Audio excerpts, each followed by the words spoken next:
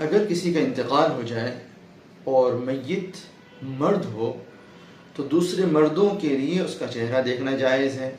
اسی طرح اس کی محرم خواتین کے لیے، ان خواتین کے لیے جو اس کے محرم ہے، اس کا چہرہ دیکھنا جائز ہے.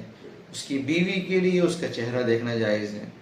اور اگر میت عورت ہے تو دوسری عورتوں کے لیے اس کا چہرہ دیکھنا جائز ہے.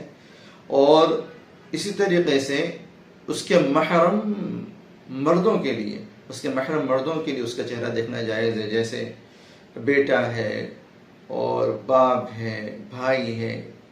شوہر بھی اپنی بیوی کا چہرہ اس کے انتقال کے بعد دیکھ سکتا ہے، لیکن جو غیر محرم مرد ہے وہ میت عورت کا چہرہ نہ دیکھے، اس سے احتراز کرنا چاہیے. اسی طرح جو غیر محرم خواتین ہیں وہ میت مرد کا چہرہ نہ دیکھیں. غیر محرم خواتین میت مرد کا چہرہ نہ دیکھیں، اور غیر محرم مرد میت عورت کا چہرہ نہ دیکھیں.